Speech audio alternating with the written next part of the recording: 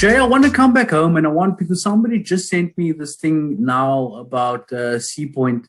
IOL, they forward an article over the weekend about the homeless and Sea Point. And now I see it's appeared on... the guy that got his money burned. No, it's not about that. This is something that's about, there was a protest action that happened on Saturday. Okay. And then IOL 404 an article that they were going to publish about this thing, and someone sent it to me now, an article that appeared on Cape Talk. So I just want to read it with you because I know that you are very much up to speed with this. The title is "Wealthy Men Using Schoolboy Bullying to Silence Voices in Sea Point." Welcome to my existence. Well, exactly. So, conflict among opposing groups of residents of the Atlantic seaboard has escalated as allegations emerge of a group of business people threatening those who are trying to help the plight of the homeless in the area. An article published in the week in August was taken down after a group of powerful business people allegedly threatened advertising would be pulled from the publication. If you go to my Twitter account, you can see on Saturday, I said, me and Brett Heron had an interaction at IL. Why did you fall for an article that covered powerful Atlantic seaboard scum who are executing their anti-homeless agenda at the behest of the DA and MECs who threatened to sue you? I said that on Saturday, and now it turns out that that is the case. Ward councillor for the area. You're getting this live? Yeah. No way. I get everything live, bro. Ward councillor for the area. No. So this is your update from that live? Yes. No fucking way. Ward councillor for the area, Nicola Jowl, says this has gone beyond the issue of homelessness and is now an attempt to shut down free speech. So it's what we were saying at the start about, like, it becomes any social justice issue. The mirror of that would be conservatives saying, hey, free speech. What about free speech? So let's read. There is a wave of concern and fear washing over residents of the Atlantic seaboard as the conflict between two opposing groups reportedly escalates. For months now, there have been reports of residents in Sea Point and surrounds clashing over the simple act of trying to assist those living on the streets. Residents say they extend a helping hand to the homeless and end up getting targeted on social media and in person by a powerful group determined to further their own anti-poor agenda. We have seen a vehicle torched and have had reports of women being intimidated and harassed. The money that got burned. Yep. The money that got burned.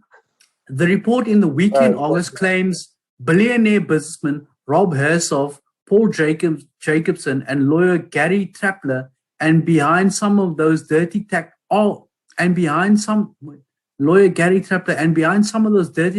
that see them use their influence and legal knowledge to intimidate those that oppose them. The article was removed from the weekend August site after threats against the journalist, and that this group would have influential business people remove the publication's advertising.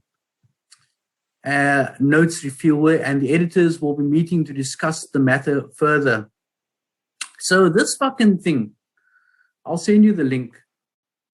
Don't help the homeless, right? But also Refuel never lie. Refuel who? Let me see. Notes Refuel. Who's this Refuel? So yeah, Nicola Jowl, ward councillor. Sadly, we are drawn into the socio-political drama once again, which is very worrying. This has gone beyond the vital demands of the homeless being removed from the area. Why is that a vital demand? What the fuck are you talking? A vital demand of the homeless being... So it's gone beyond this fucking social imperative to remove the unclean homeless. and now they're threatening advertising and my speech. So now they can fuck off. Nicola Jowl. What's Awesome.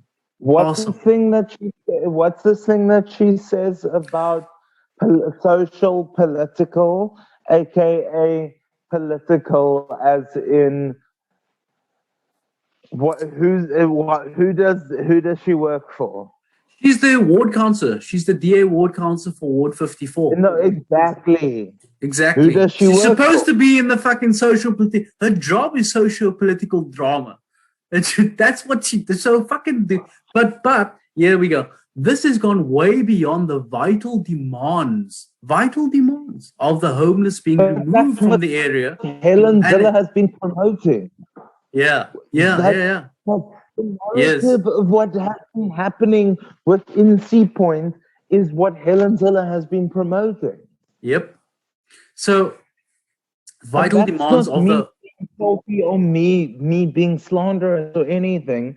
That's me being honest, saying like this is literally echoing the behavior that she has been showing on Twitter.